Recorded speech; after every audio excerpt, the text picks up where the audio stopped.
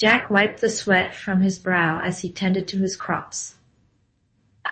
The sun beat down relentlessly, but he didn't mind.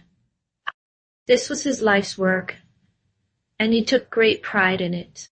He moved from one road to the next, carefully inspecting each plant for signs of disease or pests. His trusty dog, Buddy, trotted alongside him, ever vigilant. "Good, Jack," murmured, giving Buddy a gentle pat on the head. The dog wagged his tail enthusiastically, happy to be by his master's side. As Jack continued his work, he couldn't help but notice a strange movement in the sky. He paused, shielding his eyes from the glare of the sun, and squinted upwards. "What in the world?" he muttered, his brow furrowing in confusion. Buddy let out a low growl, his hackles raised. The dog had sensed something, amiss as well. Jack took a few steps closer to the edge of the field, his gaze fixed on the sky. Whatever was up there, it was definitely not a normal sight. "Looks like we've got some unexpected visitors," he said, his voice low and serious. Buddy barked in response, as if to agree. Jack's heart raced with a mixture of curiosity and apprehension. He had never seen anything like this before, and he couldn't help but wonder what it might mean. "Well, Buddy," he said, turning to his loyal companion, "I guess it's time to see what's going on up there." Jack stood on his balcony, transfixed by the strange lights in the sky. They danced and swirled, unlike anything he had ever seen before. "What on earth?" he murmured, squinting his eyes as he tried to make sense of the phenomena. A sudden movement caught his eye, and he turned to see his neighbor, Mrs. Wilkins, also staring up at the sky. "Did you see that?" she exclaimed, her voice trembling. "It's like nothing I've ever seen before." "I know," Jack replied, his brow furrowed in concentration. "I have been watching it for the past hour, and it just keeps getting stranger." Mrs. Wilkins shook her head, her eyes wide with wonder. "Do you think it's some kind of, I don't know, alien activity or something?" Jack considered her words for a moment. "I'm not sure," he admitted, "but I'm determined to find out." With a newfound sense of purpose, Jack turned and headed back into his apartment, his mind racing with possibilities. "Where are you going?" Mrs. Wilkins called after him. "To investigate," Jack replied over his shoulder, already halfway through the door. "I can't just sit here and watch this happen without trying to understand it." Mrs. Wilkins watched as Jack disappeared inside, a mixture of concern and curiosity on her face. "Be careful, dear," she shouted, but Jack was already gone. Jack stepped out of his farmhouse, squinting in the bright sunlight. He had been hearing strange noises coming from the woods near his property for weeks, and he was determined to get to the bottom of it. "I'm to see if anyone else has noticed," he muttered, setting off down the dirt road towards the town center. As he approached the main street, Jack could see that the usual hustle and bustle was missing. The shops were mostly empty, and the few people he did see were hurrying along with worried expressions. "Excuse me," he called out to an elderly woman shuffling by. "Have you noticed anything unusual around here lately?" The woman paused, her brow furrowing. "Unusual? Well, now that you mention it, I have been hearing some strange noises coming from the woods at night. Sounds like, well, I'm not sure what it sounds like, to be honest, but it's certainly not normal." Jack nodded, his suspicions confirmed. "I've been hearing the same thing. Have you reported it to anyone?" "Reported it?" The woman scoffed. "To who, the sheriff? He'd think I was crazy." "No, I've just been keeping my doors locked at night, that's all." "I see," said Jack, frowning. "Well, thank you for your time." He continued on, stopping to ask a few more townspeople, but the response was largely the same. Everyone had noticed the strange occurrences, but no one seemed willing to do anything about it. Frustrated, Jack turned and headed back towards his farm, his mind racing. If no one else is going to investigate this, I guess it's up to me, he muttered. As he approached his property, he paused, his gaze drawn to the edge of the woods. The trees seemed to be shifting, somehow, as if they were alive. Jack shuddered, a chill running down his spine. What in the world is going on here? He whispered, his eyes narrowed in determination. He knew he had to get to the bottom of this, no matter what it took. Jack stood on his porch, gazing up at the sky. The strange lights and unexplained phenomena had been plaguing him for weeks, and he was determined to get to the bottom of it. What is going on up there? He muttered, shaking his head. Grabbing his truck keys, Jack decided to pay a visit to the local meteorologist's office. Maybe they could shed some light on the strange occurrences. As he drove down the dusty country road, Jack couldn't help but feel a sense of unease. The sky seemed to be shifting and churning, as if something was just beyond his understanding. I've got to get to the bottom of this, he said, gripping the steering wheel tightly. Finally, Jack pulled into the parking lot of the meteorological office. He took a deep breath and headed inside, determined to find some answers. The lobby was bustling with activity, meteorologists and technicians rushing about, monitoring the latest weather patterns. Jack approached the front desk, where a young woman sat typing furiously on her computer. "Excuse me," he said, clearing his throat. "I need to speak with the meteorologist in charge." "It's important." The woman looked up, her brow furrowed. "Do you have an appointment?" "No, but this can't wait," Jack insisted. "I've been seeing some strange things in the sky, and I need to know what's going on." The woman hesitated for a moment, then nodded. "All right, let me see if Dr. Simmons is available." She picked up the phone and began dialing. A few minutes later, a tall, bespectacled man in a lab coat emerged from a nearby office. "I understand you have some concerns about the sky," he said, extending his hand. "I'm Dr. Simmons, the chief meteorologist here." "Jack," he replied, shaking the man's hand firmly. "I've been seeing some really strange things up there, and I was hoping you could help me make sense of it." "Well, you've come to the right place," Dr. Simmons said with a smile. "I don't need to worry. Why don't you come with me, and we can take a look at the latest data?" Jack followed the meteorologist down a long hallway, his mind racing with questions. What was causing these strange phenomena? And more importantly, what did it all mean? Jack hurried down the street, his eyes fixed on the sky above. The clouds seemed to be moving in strange, unnatural patterns, and the sun had taken on an eerie, reddish hue. "Something's not right," he muttered to himself, quickening his pace. He arrived at the local weather station and burst through the doors, startling the meteorologist, Sarah, who was hunched over a bank of monitors. "Jack!" she exclaimed, her brow furrowed with concern. "I was just about to call you. Have you seen what's happening outside?" "That's why I'm here," Jack said, striding over to the monitors. "The sky looks off." "What's going on?" Sarah shook her head, her fingers flying across the keyboard. "I'm not sure. The readings are all over the place. Wind patterns, barometric pressure, even the composition of the atmosphere seems to be changing." "Changing?" Jack's eyes widened. "You mean, like some kind of extraterrestrial interference?" "I don't know what to think," Sarah admitted, her gaze fixed on the screens. "But whatever's happening, it's not natural. The changes are happening too quickly, too drastically." "So what do we do?" Jack asked, his mind racing with possibilities.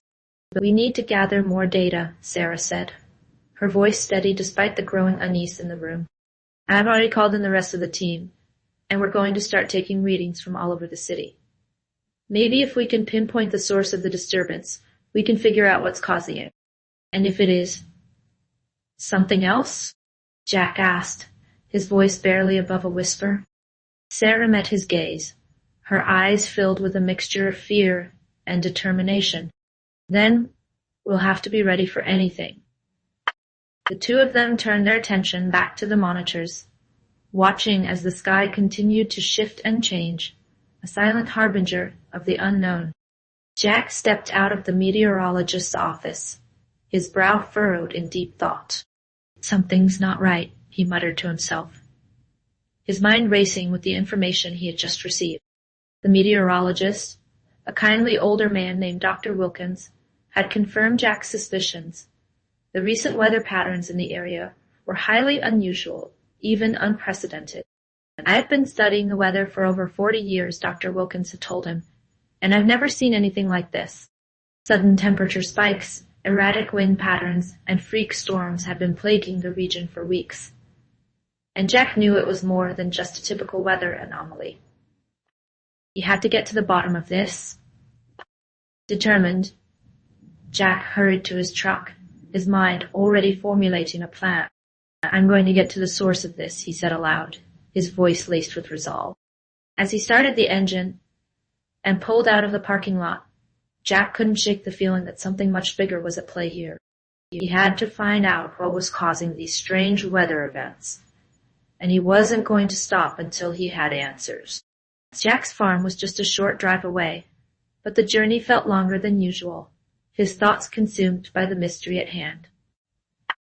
I'll start by checking the fields, he said to himself.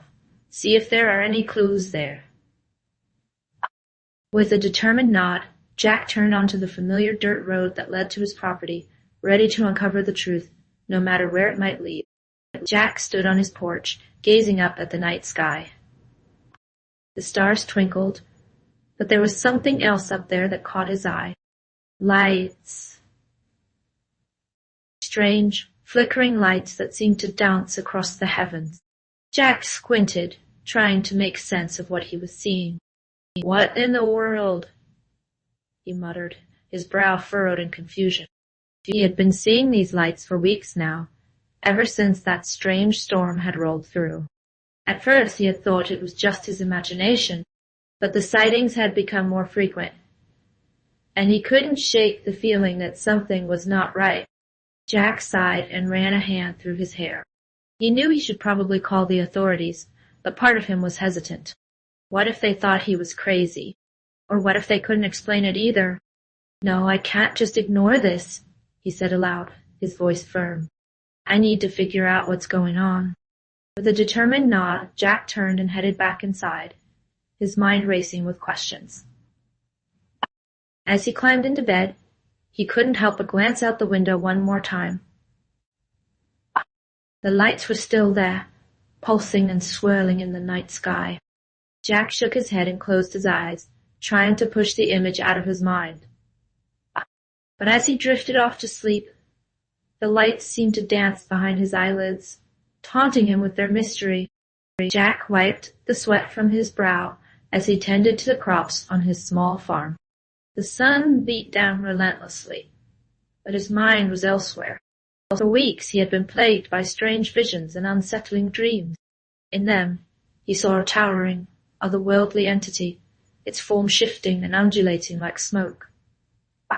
It called to him, its voice echoing in his mind, urging him to come find it. What does it all mean? Jack muttered to himself, pausing to take a sip of water from his canteen. Oh. His wife, Sarah, approached him, a concerned look on her face. Jack, you've been distracted lately. Is everything all right? Jack hesitated, unsure of how to explain the bizarre experiences he'd been having. I'm not sure, Sarah. I've been having these dreams, these visions. I feel like I'm being called to something, but I don't know what. Sarah placed a comforting hand on his arm. Whatever it is, you know I'm here for you. But please, don't push yourself too hard. The farm can wait.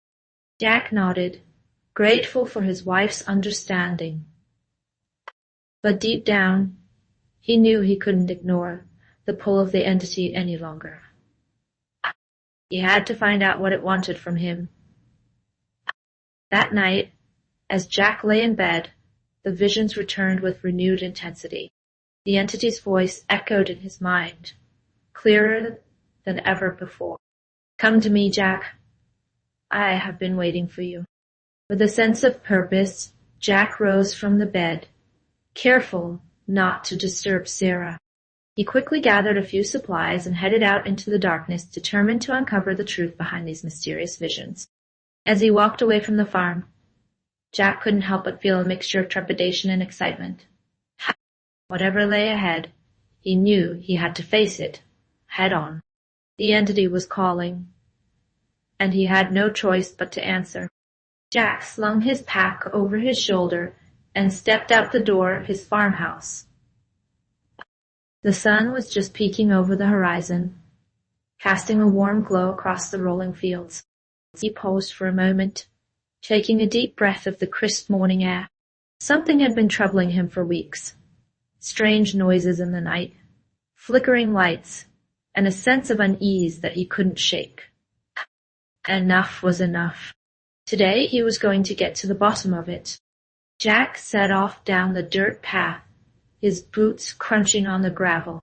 As he walked, he couldn't help but glance nervously at the shadows, half expecting to see something lurking there. "Pull it together, Jack," he muttered to himself. And you're just being paranoid." But the feeling of unease only grew stronger the further he went. The birds seemed to have fallen silent, and the usually vibrant colors of the countryside appeared muted, almost drained of life. Jack quickened his pace, his heart pounding in his chest. He had to find the source of these disturbances, no matter what. Up ahead he could see the tree line where the path disappeared into the forest. This was where he believed the entity resided, if the rumors he'd heard were true. Steeling himself, Jack stepped into the shadows of the trees, his eyes scanning the area for any sign of movement. Silence. Suddenly a twig snapped behind him, and Jack whirled around, his hand instinctively reaching for the knife at his belt. But there was nothing there, just the eerie stillness of the forest. Jack swallowed hard, his mouth suddenly dry. "Okay, Jack," he said, his voice barely above a whisper. Time to find out what's really going on here." Jack stood at the edge of the remote location, his heart pounding. The entity he had been tracking for weeks was supposed to reside here in this desolate, eerie place. He took a deep breath and stepped forward, his eyes scanning the area for any sign of movement. "Jack," a voice called out, and he turned to see a small group of people approaching him. They were the concerned individuals he had gathered to help with this investigation. "You made it," he said, relieved to see them. "I was beginning to think I was the only one crazy enough to come out here." "Are you kidding?" said Sarah, one of the group members. "We wouldn't miss this for the world. So, what's the plan?" Jack looked around, his brow furrowed. "Well, to be honest, I'm not entirely sure. I've been tracking this entity for weeks, but I still don't know what we're up against." "Then let's start by exploring the area," suggested Tom, another member of the group. "Maybe we'll find some clues." The group nodded in agreement and began to fan out, their footsteps crunching on the dry, cracked earth. "Be careful," Jack warned. "We don't know what's out here."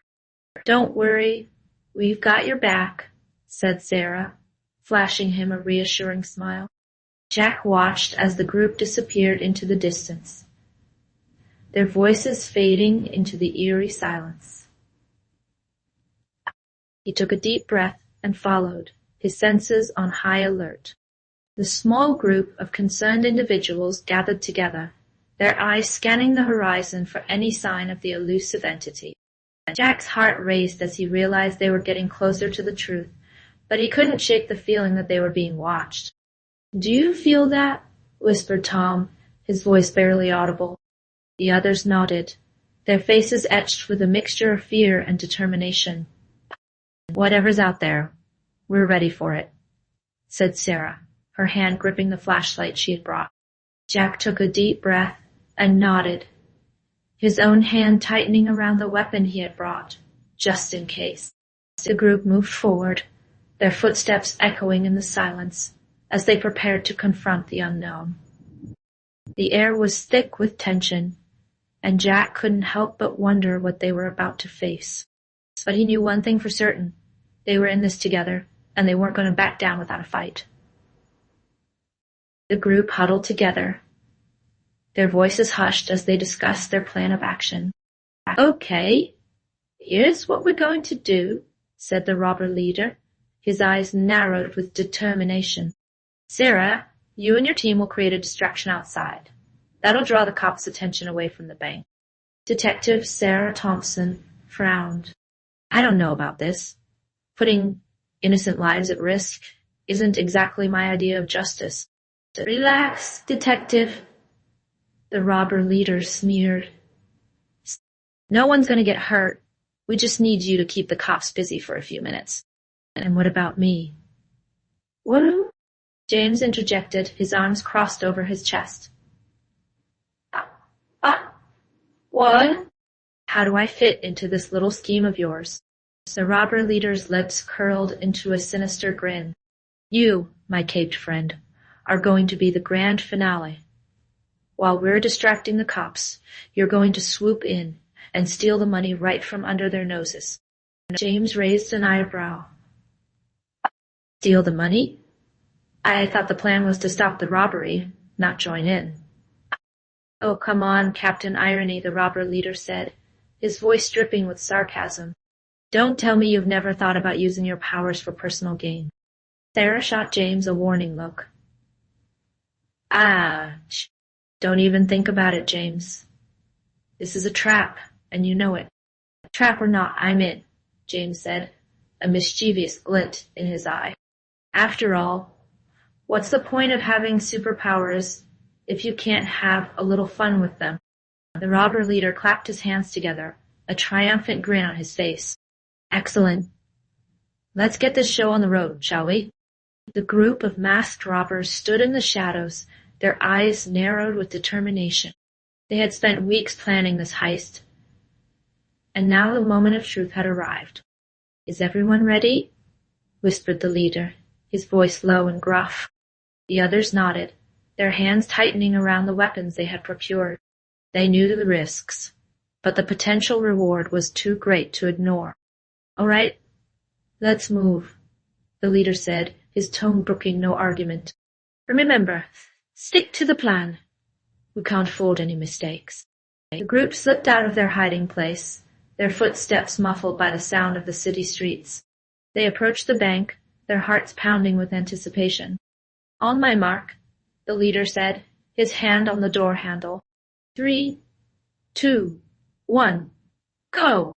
The robbers burst into the bank, their guns drawn. Screams echoed through the building as the startled customers and employees scrambled for cover. "Everyone on the ground!" the leader shouted, his voice booming. "This is a robbery. Give us the money, and no one gets hurt." The bank tellers trembled as they began to fill the bags with cash, their hands shaking. The robbers watched them, their eyes narrowed with satisfaction. Suddenly, a figure appeared in the doorway, his cape billowing behind him. "Freeze!" shouted Detective Sarah Thompson, her gun trained on the robbers. The leader laughed, his confidence unshaken. Well, if it isn't the famous Detective Thompson, I'm afraid you're a little late to the party." "It's over, Malone," Sarah said, her voice steady.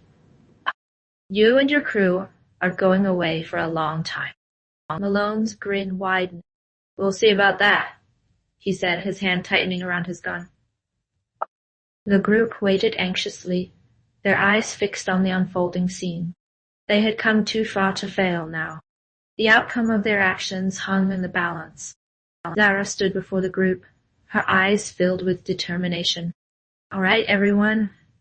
This is it. We've spent weeks preparing for this moment, and now it's time to put our plan into action.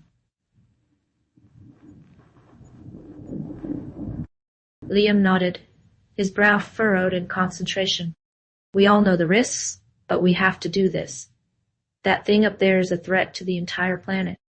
Ava's hands trembled slightly as she checked the readouts on her tablet. The energy readings are off the charts. Whatever this entity is, it's unlike anything we've ever encountered. Ethan gripped the handle of his weapon, his knuckles turning white. Then we'd better be ready for anything. Professor Wilkins, are you sure your device will work? The elderly professor adjusted his glasses, a glint of confidence in his eyes. I've run the simulations 100 times. If we can get close enough, it should disrupt the entity's energy field and give us a chance to study it up close. Sergeant Ramirez cleared his throat, her gaze sweeping over the group. All right, listen up. We've got one shot at this. Everyone knows their roles, so let's move out and take this thing down. The group nodded in unison, their faces set with determination. They knew the risks, but they also knew that the fate of the world hung in the balance. As they approached the towering entity in the sky, Zara felt a chill run down her spine. Here we go, she whispered, her heart pounding in her chest. The entity seemed to sense their presence, its massive form shifting and undulating in the air. Liam gripped his weapon tighter, his knuckles turning white. Now! Now! Sergeant Ramirez shouted, and the group sprang into action, their plan unfolding with precision. But as they drew closer, they realized that the entity was more powerful than they had ever imagined. The group reached a critical point in their journey, where they must make a crucial decision. Liam surveyed the group, his brow furrowed with concern. We're close, but the path ahead looks treacherous. Sophia nodded, her eyes scanning the rugged terrain. We've come too far to turn back now. We have to keep going. Ethan gripped his sword tightly, his knuckles turning white. I'm ready for whatever lies ahead. We'll face it together. Ava placed a reassuring hand on Ethan's shoulder. We've made it this far because we stick together. We won't let anything stop us. Zoe stepped forward, her expression determined. Liam's right. The path is dangerous. But we've faced worse and come out stronger. Noah nodded in agreement. We've come too far to give up now. Let's do this. Liam took a deep breath and looked around at his companions. All right, team, let's move out. The group set off, their footsteps echoing in the eerie silence. The air was thick with tension, but they pressed on, their resolve unwavering. Suddenly, a loud roar echoed through the valley, sending a chill down their spines. What was that? Sophia whispered, her eyes darting around nervously. The group trudged through the dense forest, their footsteps crunching on the fallen leaves. Are you sure this is the right way, Professor? Sarah asked, glancing nervously at the shadows that seemed to loom around them. Professor Wilkins adjusted his glasses, his brow furrowed in concentration. I'm certain. The readings we've been tracking lead us directly to this location. John gripped the strap of his backpack, his knuckles turning white. And you really think we're going to find this entity here? I have no doubt, the professor replied. The energy signatures are off the charts. Whatever we're dealing with, it's powerful. Michael let out a low whistle. Well, that's just great. I didn't sign up for a fight with some kind of supernatural creature.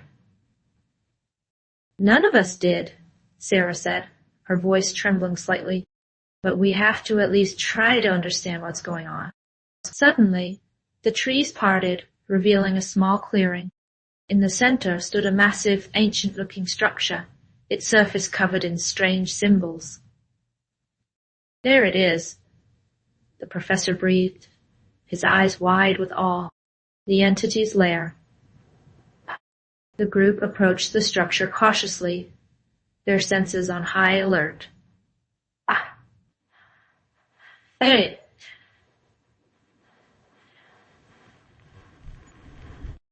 John reached out a hand to touch the smooth, weathered surface. "Be careful," Professor Wilkins warned. "We don't know what kind of defenses this thing has." As if on cue, a deep rumbling filled the air, and the ground began to shake beneath their feet. "Get back!" the professor shouted, but it was too late. A massive, shadowy figure emerged from the structure, its glowing eyes fixed on the group. "What is that thing?" Sarah cried, her voice trembling with fear. "I don't know," the professor replied, his own voice betraying his uncertainty. "But we're about to find out." Jack surveyed the area, his brow furrowed in concentration. "This is it," he said, turning to his group. "The entity's lair is just ahead." Sarah, the group's resident tech expert, nodded. "I'm picking up some strange energy readings. Whatever's in there, it's powerful." "Then we'd better be prepared," said Jack, his hand gripping the hilt of his sword. "Everyone, check your gear. We move out in 5. The group quickly went through their supplies, ensuring their weapons and protective gear were in order. Jack could feel the tension in the air, the anticipation of the coming confrontation. "All right, let's do this," he said, taking a deep breath. "Remember, we stick together and watch each other's backs. No heroics. Understood?" The group murmured their agreement, and Jack led the way towards the entity's lair. As they approached the entrance, a sense of unease settled over them. "Something's not right," whispered Sarah, her eyes darting around nervously. "I'm not picking up any movement, but I can feel it watching us." "Stay alert," Jack warned, his grip tightening on his sword. "We don't know what we're up against." Slowly, they made their way inside, their footsteps echoing in the cavernous space. The air was thick with an oppressive energy, and the hairs on the back of Jack's neck stood on end. "There," said Sarah, pointing to a dark corner of the room. "I'm detecting a massive energy signature. That must be the entity."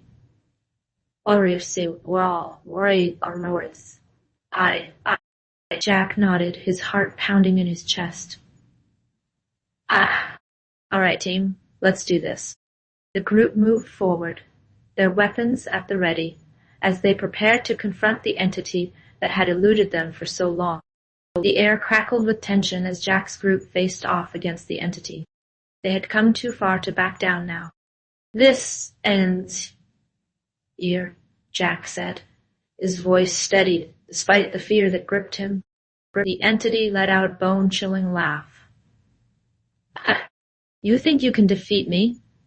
I am more powerful than you can imagine." "We'll see about that," said Sarah, one of Jack's closest allies. She gripped her weapon tightly, ready to fight. The battle began in a flurry of motion. The entity lashed out with tendrils of energy, while Jack's group dodged and fired back with everything they had. Explosions rocked the ground, and the air was filled with the sound of clashing powers. "We have to find its weak spot," yelled Jack, as he narrowly avoided a devastating attack. "I'm working on it," replied Liam, the group's resident tech expert. He frantically typed on his tablet, searching for any clue that could give them an advantage. The entity's attacks grew more relentless, and Jack's group began to tire, but they refused to give up. "We can't let it win," said Emily, her face set with determination. "We have to keep fighting." The battle raged on, with neither side showing any signs of backing down. The fate of the world hung in the balance, and Jack knew they had to prevail. But as the fight continued, the entity's power only seemed to grow stronger. Jack's group was running out of options, and time was running out. The air crackled with tension as Jack and his team faced off against the towering entity.